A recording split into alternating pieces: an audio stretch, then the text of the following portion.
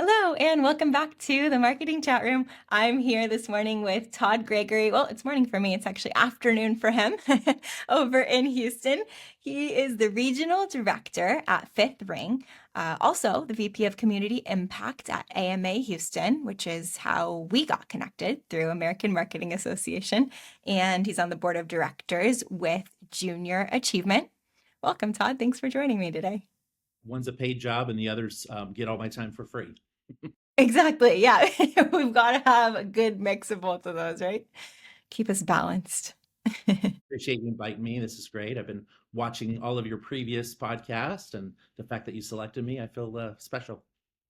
Well, thank you. I'm super glad that you agreed to come chat with me today. You have a lot of interesting experience and stories that I'm excited to hear for myself and for our guests. So it should be fun. But if you don't mind giving a quick intro on yourself, just a little quick background on what you do and why you do it, and Certainly, that yeah. would be great. Yeah. Yeah, I'm a little bit older, so I started marketing before the internet. Started working in newspapers in Los Angeles, and at one time, I'll tell you a funny story. I was young and selected on a team, and this was 1992, before the internet even came about. And the team was for us to launch the very first online version of a newspaper. And I was quoted saying, nobody will ever pay for online advertising. We have to give it to them for free with their paid advertising. So this is ridiculous. This was the time that we had dial up and it took forever to find anything. Of course, the world has changed, which I think is a good theme for the discussion, is that the world has changed in our industry over my career, over 30 years, and we have to be fluid and adapt to all these changes. And, I think we're going to touch on some of those changes just even through our discussion.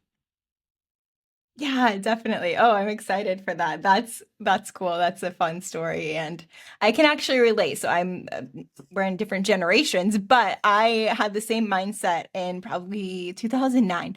I was like, I am never going to get a smartphone. I don't need a smartphone. I have the internet on my computer. Like, why would I need the internet on my phone? I obviously now have an iPhone, but just it is crazy how things have shifted, and you can think back and be like, wow, that mindset was not very flexible, but it's okay because we've adapted and changed over the years too. And it's just so crazy to think that I was like, no, no, no, we don't need the internet in our pockets. That is for the desktop computer. And how would we survive without it now?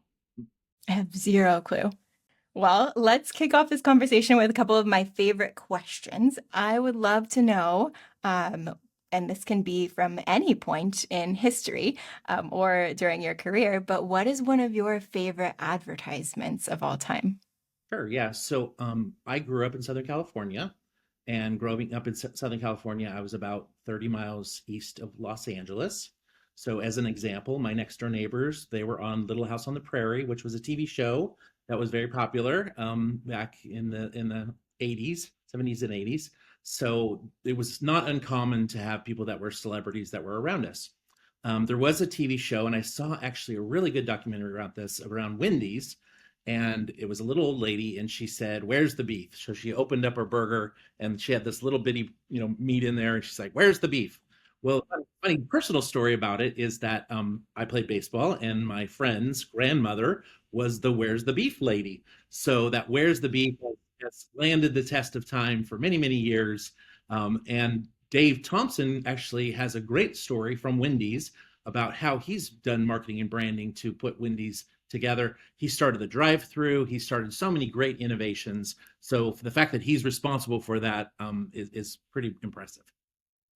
That's really cool. And Wendy's does still have a great like digital presence and marketing strategy. They've definitely stood the test of time there. So that's cool that you have a personal connection to that I brand like their also. Twitter wars. That when they get in Twitter wars against Popeye's chicken sandwich and Chick-fil-A and Wendy's, and they have a lot of fun with it. So that's what it's all about. It's so funny. Yeah, yeah, they definitely stay relevant with their audience. It's cute. Um, awesome. And then on that note, if you could work for any marketing team in the world, what do you think it would be and why? Yeah. So I've been very fortunate because I have worked for some really big brands. Over my career, I've had an opportunity to work with Home Depot. I've worked with Autotrader.com. Just in the last few years, I led strategy for AT&T Fiber, which was pretty significant, and other things like Waste Management and Howard Hughes and a bunch of them. So very fortunate in my career that I've been able to do that. I've always had this love and passion for the ocean and sailing, and been to almost all of the sandals resorts. And if you see all the commercials for sandals, there are a couple walking down the beach. And I think, the fact that I could be at a sandals and shoot the commercials and be the marketing manager for them, I think there's a lot of great stories I can tell about that. So that would be a pretty cool opportunity. And then whenever they go to open their new location on some exotic island, that's where I'll start. I'll join you. I'll join you on that team. That sounds really fun. No, I've been to most of them, and most of them are pretty spectacular. That's super cool. Yeah, that's a really fun answer. That always reminds me of like the Office episode too. Like they had some good marketing through Michael Scott as well. That's Yeah, funny. that was that they've all well putting yeah. So the TV show or movie versus the TV show, I think they're both classics, and probably the most quoted from any genre of cult shows that continue to get quoted over time, which is a lot of fun. For sure. Okay, Well, cool. I want to hear from you. Uh, What's your favorite commercial? oh, that's a good question. You caught me off guard. I asked all my guests, but I don't even know if I have an answer prepared myself. What is my favorite commercial? Uh, hmm. I'm sure I have one, and I'm thinking of like over the years too, because I don't watch a lot of TV now. Uh, Although advertising is kind of coming back to streaming platforms again, which is new. But I would say ones that stand out in my mind are like Target and Old Navy, and particularly like their holiday season ads, and even their like back to school ads. Like those are always just kind of like fun and playful, and I enjoy watching. And you always know they're going to have an ad, right? Even if it's like Super Bowl ad, a back to school, an upcoming holiday, it's going to be fun. Usually like there's a fun song and a fun theme, and it's very like family Well, oriented and yeah, positive. Targets did the they're going back, and then we're getting it's how every person felt when their kids were going back at the end of summer. They're going back. Yep. So that's iconic. I think the ones that are short and sweet that are memorable, you were talking about cell phones earlier, like for instance when they said, "Can you hear me now?" Right? "Can you hear me now?" Like that just lasts forever because that's part of our life. Just like on Zoom when you say, "Oh, you're on mute, you're on mute, you're on mute." These are things that are real life things that connect with us. Totally. Yeah, I do remember those commercials. Those were good ones back in the day, and not as relevant now, but super relevant at the time. Like you wanted to have a good cell phone carrier who could provide you with good coverage because that was a big issue back in the day. It was, yeah. And we've come so far. Yeah, we have. Those are great examples. I wanted to talk to you about something that you are participating in an upcoming chat about, actually, that is super interesting to me because it's really applicable to the world of marketing across the board and like with every type of different client and industry that I work with, and I'm sure that you've worked with too, which is marketing across generations and kind of breaking barriers of communication there. So I'm super curious like what your main topics are for that chat and what your thoughts are. And Sure. Yeah. yeah. So I'm fortunate that I get asked to speak at a few different events, and I have that particular one, which is next week. The idea really in that case is that a group called PRSA, which is more PR related, one of the not challenges, but one of the things that people are thinking about is there's really this changing of the guard. So there's two aspects to it. There's a changing of people within the industry that are coming into the industry that are a little bit younger, that are really connected to the audiences and can relate. And then there's another generation of people that have done it, they've been in the business for a long time, they understand it, and may be close-minded, or maybe there's some of those challenges. But even so, if you're thinking about the audiences that they're speaking to, they might have to put on a different hat to think about the audiences they're speaking to. So with all of our campaigns that we do, we always think about the audience, the customer, what they care about. How do you really dig into it? So we believe in having the most diverse group within our agency of all ages represented, and all different backgrounds and experiences represented. And we also encourage them to have a voice when they have an opportunity to share their own perspective, from ideas to voice of the customer to things that might resonate with them. That open door really helps bridge. So that's really the topic, the bridging the gap of communication and valuing each other's opinions. So there will be three people on the panel that are going to be earlier in their career. Three people that I'll call them seasoned, and I'm one of the seasoned people. Not old, I'm seasoned. But it'll be about how do we work together? How do we get the best out of each other? How do we respect and create a space to be able to share that voice? Because if I was doing, and as an example, if I was doing a campaign for Procter and Gamble teeth whitening, well, I want some younger people in our room that are talking about using teeth whitening, right? The ones that are using it, the ones that their friends are using it, and the values of it, and why they use it, and all those things. But anyway, that's a great way to really value and respect everyone's voice, and as they come into the discussion, great ideas come out of that. That's what I think. So I think that the purpose of these things are to start talking about some challenges that we're having. As I said, I started in this industry before the internet, and most of the people that work in my agency started after cell phones were already, invented, right? So they were born with the cell phone in their hand. So very different points of view.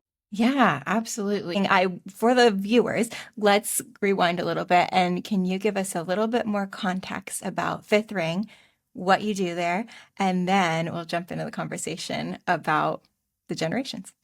Yeah, certainly. Yeah. So, as the regional director for Fifth Ring, we're a global marketing agency, and I manage the Americas out of Houston. So the our team is fully integrated. So we have just under 100 people in Singapore, in Aberdeen, Scotland, and we have individuals that can help out in the Middle East, in Dubai. So my team, we're working across time zones every day with both clients and our team that's doing the deliveries.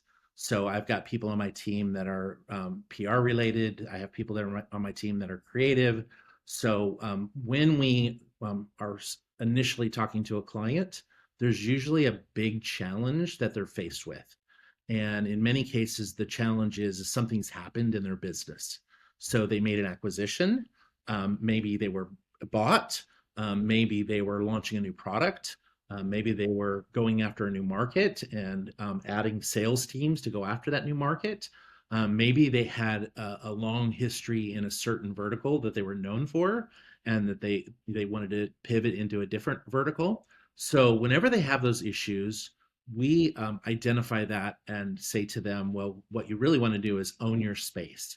And that's a term that we've coined, is own the space. So owning the space means you want to define who you are to a specific audience in a specific area to be known for that. Now, we do brand audits, and you might be, third or fourth on the totem pole of where you are, but we have something in mind as a challenge of where you want to be. So that's where we help them, and we help them with all the tools. Could be account-based marketing, it could be some thought leadership, it could be PR, it could be a number of things, and usually it is all of those things, all of the above, to ultimately drive them to overcome that challenge so that they can truly own their space. Okay, very cool. That's awesome. I like that you're setting goals with the clients that make sense for their space specifically. Do you work across a large variety of verticals, or are there certain ones you focus on? Yeah, a lot of them are in, well, they're all B2B, and a lot of Mhm. them are in similar verticals. So when we talk about being in Texas, we're the energy capital of the world. So in our backyard, I have probably most of the Fortune 500 companies that are in energy in my backyard. So we'll help energy companies or adjacencies. So an Mhm. adjacency could be maritime, an adjacency could be manufacturing. There are great technologies that also come from that industry. There's also advocacy work around emissions software, emission controls that are our clients. So I'll say it is a nice size pie, but Yeah. most of it is B2B within that manufacturing energy space, technology space. Okay. We've done, after 30 years in the business, we've done services and we've done healthcare, we've done everything, but we know that's our sweet spot. So Right. that's where we really get a shine. Yeah. Okay, interesting. And then with your team, so it sounds like you've done some work and intentionally created those conversations between generations where you are getting input from different voices and people with different lived experiences, which now that I know the context for the verticals and the clients there, that makes a lot of sense to do. How has implementing that impacted your team or your outcomes?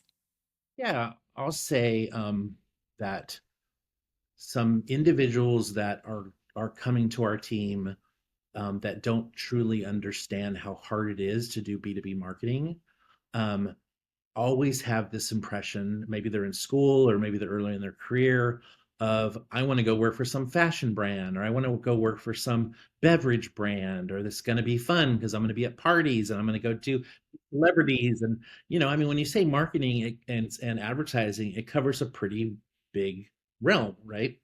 And when you start talking about B2B marketing for energy companies, people are like, oh, that's not very fun, right? But here's the thing: I have an intern that we hired, and she was all about going into fashion after she graduated. And she said, since she was in her internship for 6 months, she's like, I have a whole new appreciation for the work that we do. It is very fun. It is very exciting. There are some really cool ideas that come about. It's just you have to get into the details to appreciate them. So one that she Mhm. worked on, which is really fun, is a pump manufacturer that did a sponsorship for MLB. And with the MLB sponsorship, we were able to do a tagline for them. We are able to position them alongside this baseball team.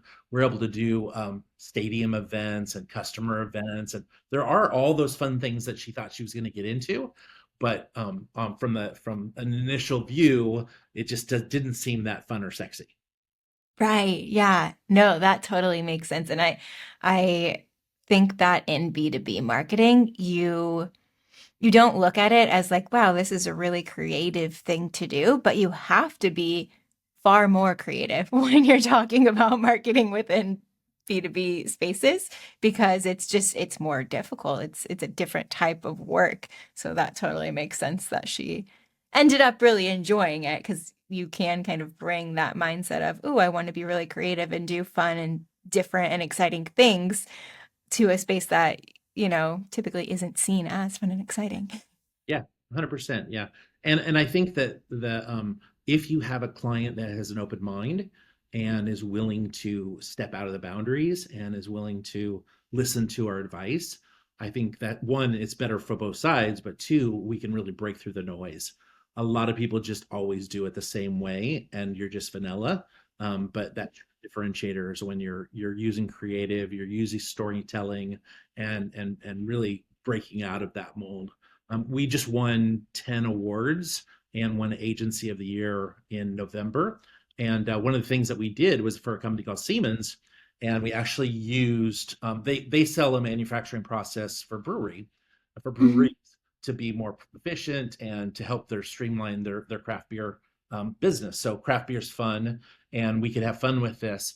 So we actually came up with a tagline, "The Art of Brewing," and then all of the creative was like truly inspirational and beer that was in an impressionist view, right? So it looked like an impressionist piece of art, right? A Okay. Monet or Van Gogh or one of these, and it was just really astounding. So initially the visual got you there, and then art of brewing tied it together, and then people were like, now Yeah. to know more. Tell me exactly why this is related to our business. And then you can introduce, now we have some efficiencies. There is an art form in crafting great craft beer, which I'm a big fan of. So unless we have a client that's open to listening to those ideas and be able to share the data and the details to say why this will break through. They won a bunch of awards, but they also had a huge ROI, 7 times ROI, and it was really a phenomenal campaign for them. Yeah, that's really cool. That's a fun story and sounds like a very impactful campaign. Really cool. And it sounds like you guys are a pretty full service agency as far as like what you're able to do for the clients, which Yeah. is Mhm. awesome. Yeah. We are Yeah.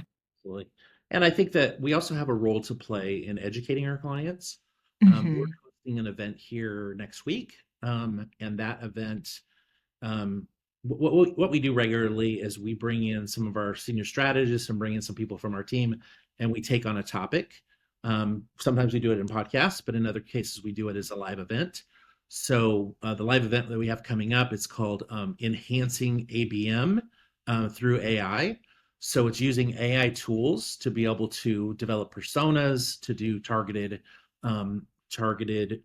prospecting, and then turn that into a HubSpot campaign that has Uh-huh. tools to measure performance along the way. And it's not just philosophical, it's like work that we're doing and work that we can do. So we're a HubSpot partner, and using those triggers along the way with creative and storytelling to bring people close to the buying process. Oh, that's really cool. Okay. Yeah. Yeah. We do a little bit of, excuse me, we do a little bit of account-based marketing inside of LinkedIn for some of our clients. And that's always fun to look at the strategy and play with creative and messaging there because it's such a specific audience that you're targeting and Right. coming up with like those avatars is a really important part of the process. We are doing a little creative refresh for one of our B2B clients right now. They're in the packaging industry and we have some really fun concepts that I'm excited that we should be launching in the next few weeks that are just different from what's out there right now in the B2B packaging world. Um, it's kind of one of those spaces that's historically been a little bit dry. Like, here's a picture of a flat box, and don't you want to buy it from us? Yeah.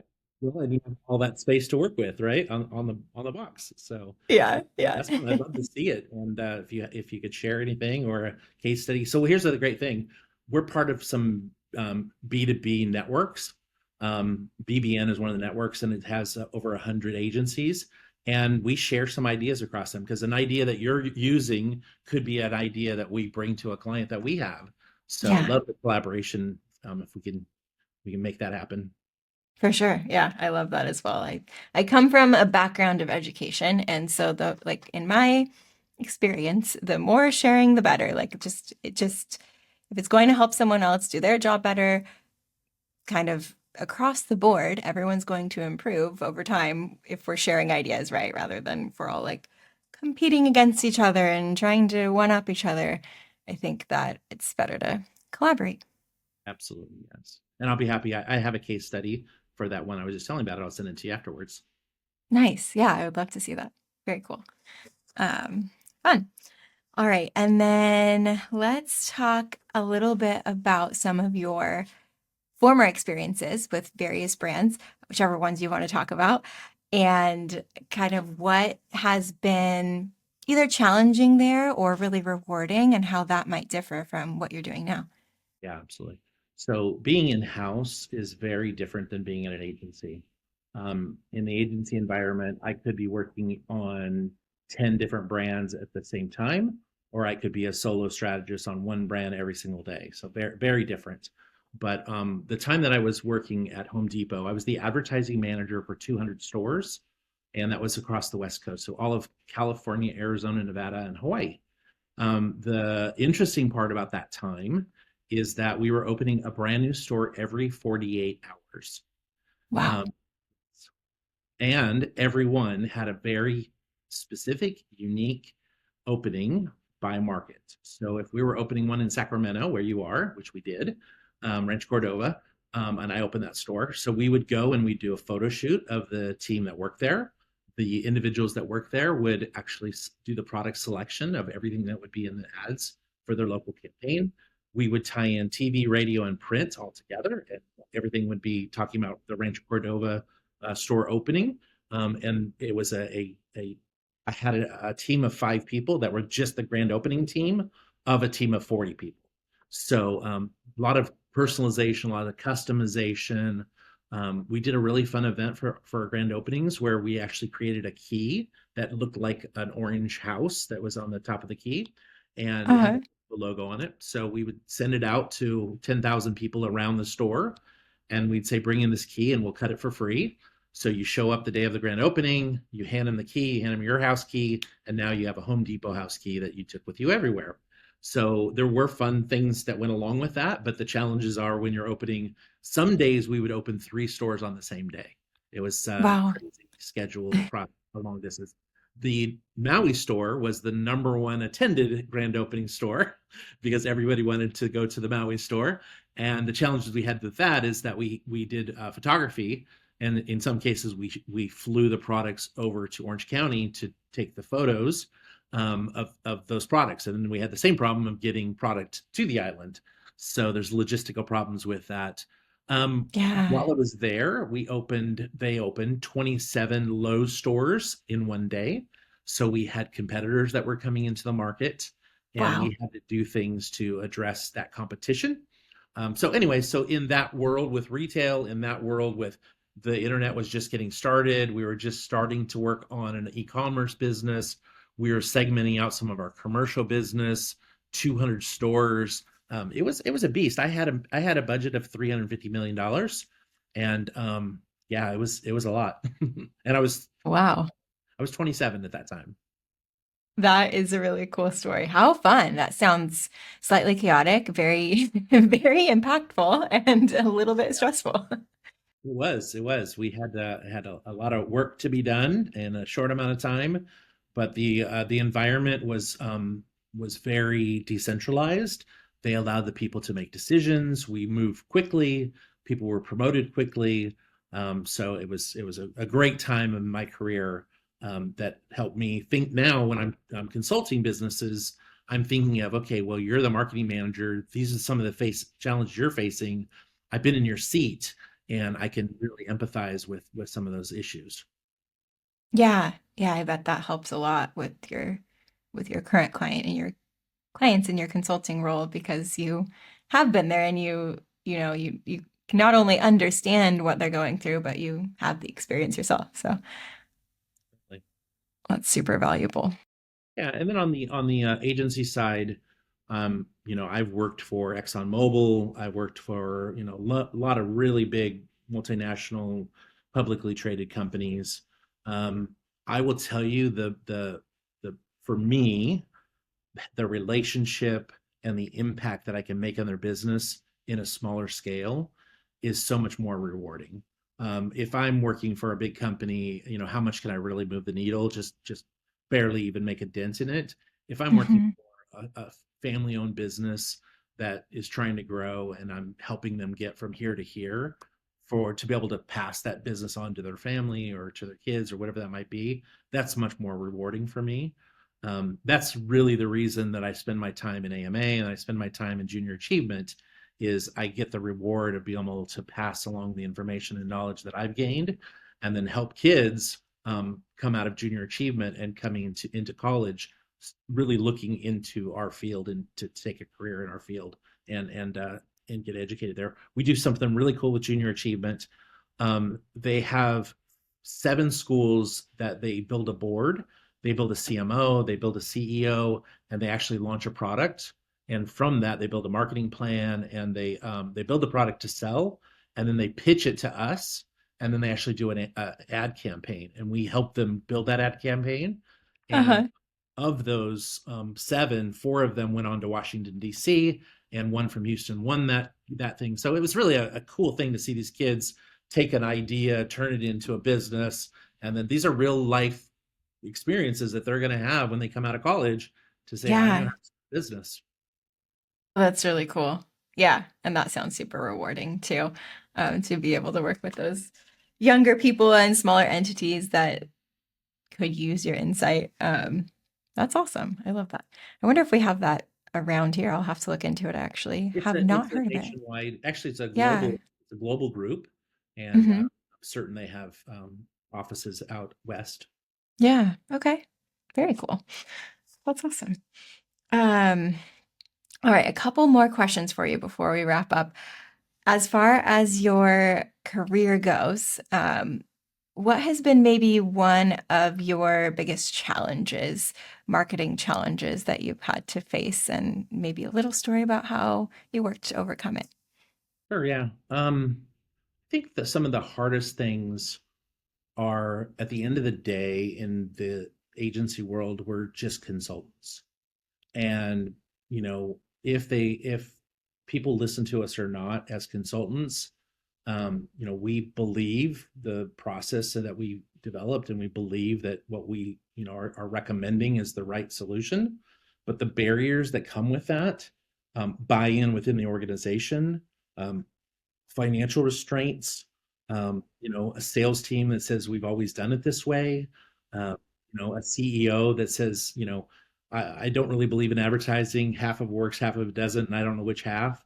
There's a lot of convincing, selling, really, really help. We have to push rope basically to get some things going. And I think even if you take a look at the last 5 or 6 years, um, you know, salespeople aren't able to go out and cold call. Salespeople are really getting on LinkedIn and trying to reach out to people. Most salespeople are not even picking up the phone anymore and calling people. Like, the world of sales has changed. And if you're not changing with it and looking at these digital tools and being able to embrace digital marketing to warm people up and get those warmer leads, you Hmm. can get left behind. So I'm speaking at a conference in Austin in February, and that's the topic. It's the world changed. Have you changed with it? And it's a group of Yeah. salespeople that are, I have my phone and the people that I know that I always sell to, and they sell commodities, and when you're selling commodities, it's just the lowest price, and just like everyone else. And if you're Hmm. embracing HubSpot and you're not embracing marketing, and you're not a partner with your marketing team, and you're not thinking about how do I warm people up when I just met them at a trade show or when I met them somewhere else, that they're going to struggle to be successful long term. So Right. that's the challenge, is just to convince people why they're wrong. Yeah, it it is, but also somehow make them think that it was their idea, not your idea, right? Like they Because there's a lot it of is hard. confusion. There's a lot of confusion out there as well. It's, oh, somebody told me that I should go and run some geofencing. I'm like, maybe you should. How's that tie into your strategy? Like, well, Right, right. I wanted to run geofencing. I'm like, okay. Yeah, yeah, we get those conversations too. And it's like they're like, "Oh, I really want to run Google Ads." Like, did you know there's traffic out there and we could be having it? I'm like, well, potentially, yes. Like, what what does your budget look like? What are your goals? What is our geo here? Like, there are so many things that sometimes clients don't come to the table with. So that education piece that you talked about earlier is so important. And I mean, I'm in the agency world too, and I'm on the sales side specifically.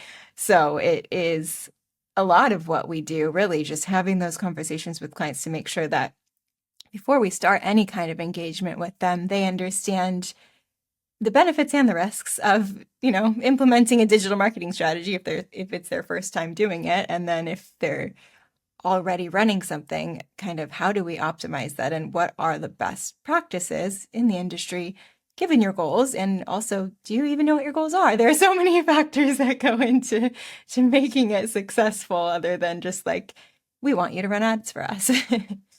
I will share a funny story, and it's funny now. It wasn't funny at the time, but Uh-huh. you think about a day that once you printed something, it was printed forever, and there was no going back. As with digital now, we can go back and undo things. We actually had a pretty large client that was a car dealership in Los Angeles, and the first week that his ad is published, the phone number was incorrect. And those things happen sometimes. People just fat finger it or whatever. And we went out and said, we're so sorry, the phone number's incorrect. We'll make it right, and next week we'll go and print it for you for free and make sure it's all good. Well, what we he didn't know is that the phone number was actually a sex hotline, and um, and yes, and we found that out and said, "Wow, we can't believe that happened. That was a big mistake. Terribly sorry." And then the next week, which was a Thursday when the it published again, it published with the same phone number again. My gosh.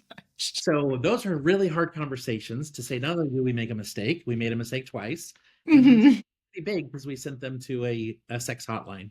And so I literally went and had some post-it notes printed, and those post-it notes were inserted into 10,000 copies of this printed publication with a My gosh. sorry, and here's the right phone number.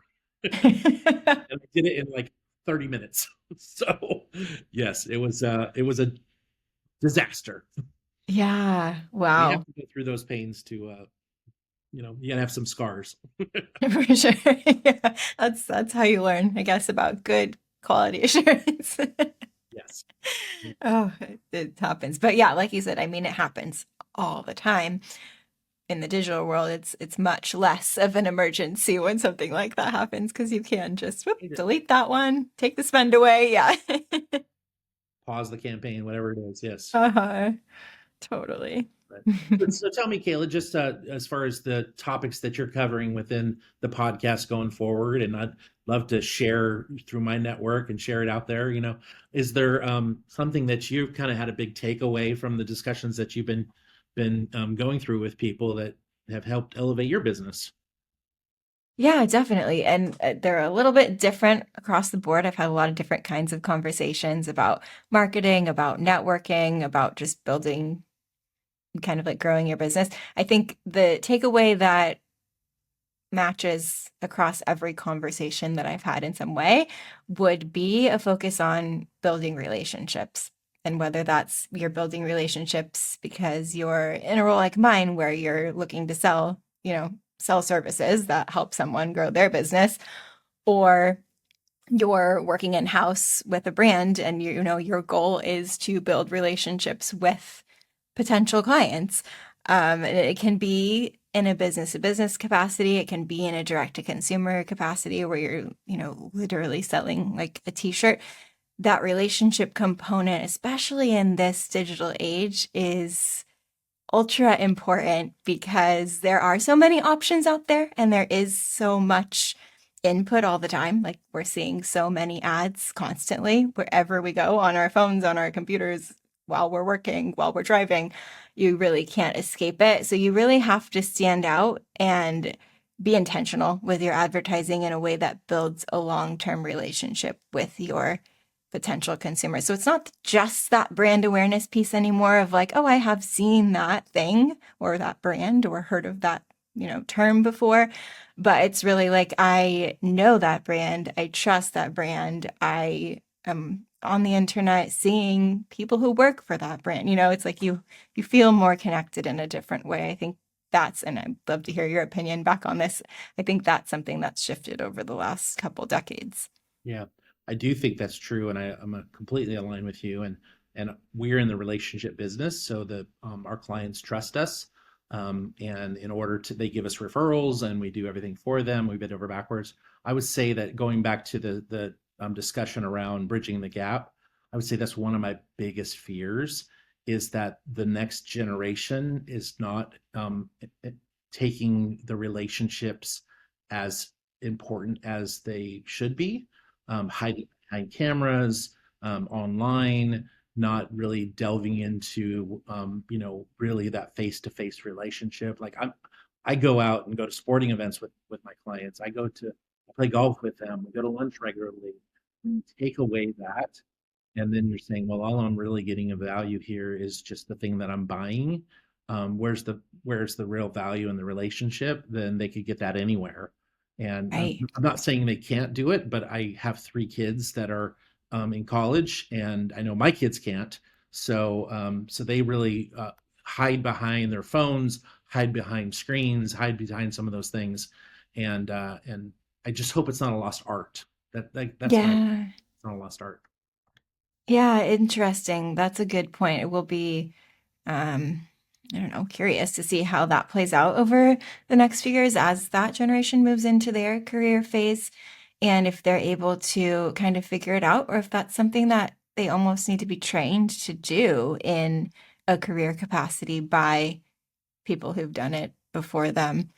Because it is just a different way that they've grown up and interacted and like no fault of their own, but it's just the world has changed so much and maybe they just don't know how to do it.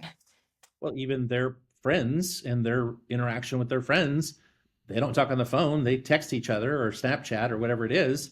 And like, Yeah, why don't you just call them and have them over? Right? I'm like, right. they're down the street. You're playing Xbox with them. Why don't you just do it together in the same room? But I don't have fears of like, oh, it's going to be terrible. I'm not saying I'm fatalist at all. I do think it will just be evolved. And I will tell you, I speak at colleges all the time, and I'm so impressed with how smart these kids are. The kids at junior achievement, they're just so smart. They're definitely going to figure it out. It's going to be way better Mhm. for them than it was for us. Just when I just see some of these habits, those are the things that I hope won't change. Yeah. Yeah, I'm sure it'll evolve somehow. And it is always like a pendulum, right? Like it swings one way and then it swings the other way. So who knows what will happen? I mean, with all the advances we have going on right now in the next few years, it's slightly unpredictable. Maybe you won't need relationships with AI. Yeah, maybe AI can just do that for us. I hope not. That's terrifying. Yeah, that does do a lot. I've embraced some of the tools, and there's some really cool ones that I've used. Yeah. And of course, you have to have your eyes on it, and you have to read it, and you have to be careful how you use it. When I was at an Omnicom agency, a large agency, we were at a situation where they said you cannot use any AI tools for client work, and we're not going to do them, and we're not going to tell them that there's any AI work involved because that breaches our agreement. But somebody that was on the client side actually took their annual marketing report, thought that they could rewrite it, uploaded it into AI, and said, rewrite it for me. And Mhm. it's out there forever. Now you can search for it and go, oh, give me the 2024 marketing plan for this company. Yeah. Oh Wild, my gosh. wild. Yeah, it's There's alarming unintended consequences. for sure. Yeah. Well, we're getting close to time, so as a closing thought, would you mind sharing, just because you have such an interesting and kind of vast experience and career in marketing, what piece of advice would you give someone that's either just getting into marketing or looking to take a similar path that you've taken? Certainly, thank you. Yeah, I would say that if I sat down today and said, let me map my career path to get here, it was very checkered. It was definitely not a straight line. And I had no idea where I was going. But here's what I do know is that I had people in my life that took a chance on me, people that believed in me, people that gave me an opportunity, people that propelled me, people that mentored me. And when I speak at universities now, one of the things I say to them is just say yes. We have this fear of not being good enough. We have this fear of being an imposter. We have this fear of if I say yes and I fail, I'll be a failure. The whenever I've said yes, even if I probably shouldn't have said yes, it led to Mhm. something really good. And I don't see may say yes to like bad things. I'm saying yes to opportunities that you don't know are opportunities, and don't let fear stand in the way of not being good enough. Um, every time I've said yes to make a presentation, I was better for it. Every time I said yes to something that was due tomorrow and scared the crap out of me, I was better for it. Yeah, So I would just say put yourself in positions to do the hard things and do your best, and the people that believe in you will help you get to your best work. totally. That's great advice. Thank you so much for sharing. Cool. Well, thank you again for joining. I think this was a super valuable conversation. I really enjoyed it, and thank you for sharing your insights. I look forward to staying connected with you, and I hope that my audience does as well. You can find Todd on LinkedIn, so please feel free to connect with him. I will put some links in the show notes below. But thank you all for tuning in, and thank you again, Todd, for joining me. I appreciate it. I really enjoyed it. Thank you so much. And I hope to see you at Awesome. AMA in the future. Hopefully soon. Yes. All Yeah. right. Thank you. Bye.